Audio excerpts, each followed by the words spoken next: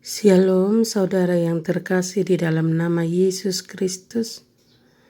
Firman Tuhan untuk kita pada hari ini dari Yunus 2 ayat 7. Ketika jiwaku letih lesu di dalam aku, teringatlah aku kepada Tuhan, dan sampailah doaku kepadamu ke dalam bait-Mu yang kudus.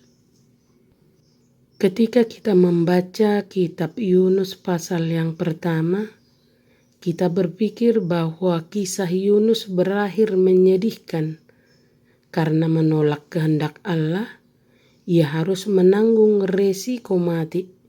Setiap orang yang berani menentang Tuhan harus siap berhadapan dengan resiko hidup yang berakhir tragis. Karena itu kita memang tidak boleh bermain-main dengan kehendak Allah. Kisah Yunus masih berlanjut karena rencana Allah masih harus dilakukan. Di dalam perut ikan itu, di dalam kondisi yang bila terjadi pada orang pasti merupakan pengalaman maut. Tetapi bagi Yunus, lahirlah doa pertobatan dan syukur. Meskipun dia berdoa di dalam tempat yang sangat tidak lazim, ia mencari Allah melepaskan dia. Ia yakin bahwa ada keselamatan hanya datang dari Allah.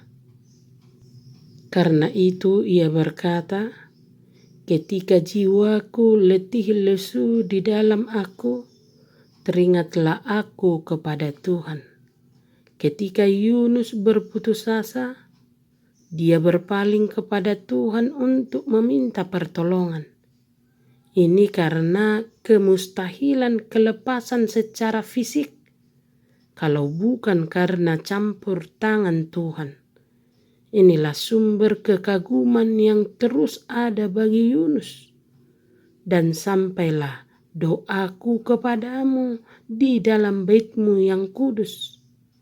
Biasanya doa dipanjatkan di pelataran bait suci di Yerusalem. Tetapi Yunus tahu bahwa kehadiran Allah tidak dibatasi oleh bait duniawi manapun. Dan bahwa Tuhan mengerti kebutuhan anak-anaknya dimanapun anak-anaknya itu berada. Karena yakin, Yunus memahami situasi itu sebagai tindakan Allah untuk mendisiplinkan diri saat dirinya terasa terlilit, terpenjara tanpa celah untuk melarikan diri. Doa Yunus menyatakan harapan untuk kembali kepada Tuhan, untuk melaksanakan kehendak-Nya. Maka dengan kuasa Tuhan, ikan besar itu menjadi transportasi bagi Yunus untuk sampai ke daratan. Tak ada lagi alasan bagi Yunus untuk menolak perintah Tuhan. Kehendak Allah jelas harus dilaksanakan. Tak ada pula alasan baginya untuk menghindari perintah Allah. Karena itu ada 3 kebenaran dari untaian doa Yunus yang tidak hanya harus senantiasa kita ingat, tetapi juga menjadi bagian sikap hidup kita. Yang pertama, ingat bahwa Tuhan telah menolong kita. Bukan harta, bukan kekuasaan atau kemampuan kita.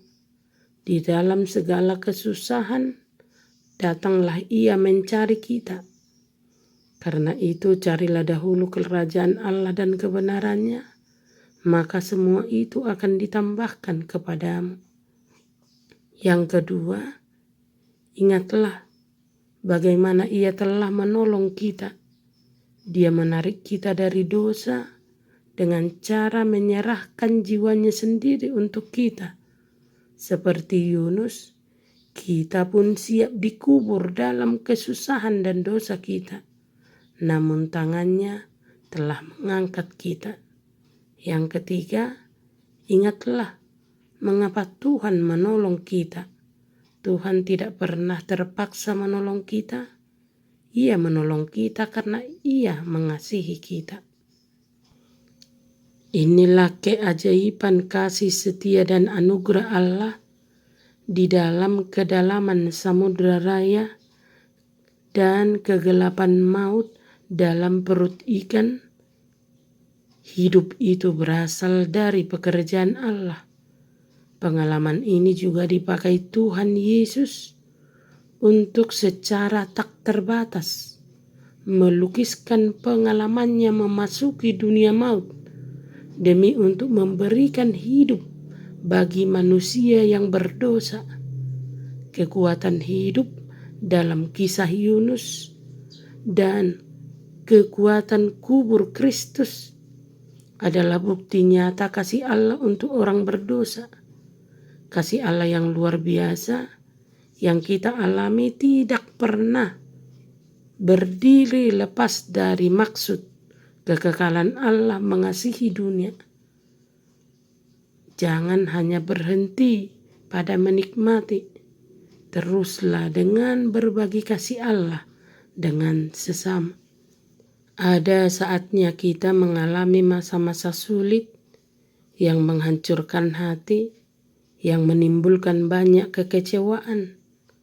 Ingatlah bahwa meskipun masa-masa tersebut Tuhan izinkan terjadi, Dia jugalah yang karena kasih-Nya memberi pertolongan kepada kita. Orang percaya hendaknya jangan putus asa dalam situasi yang sangat buruk sekalipun. Seperti Yunus, kita harus berseru kepada Allah, mohon kemurahan dan pertolongan-Nya, serta menyerahkan hidup kita ke dalam tangan-Nya.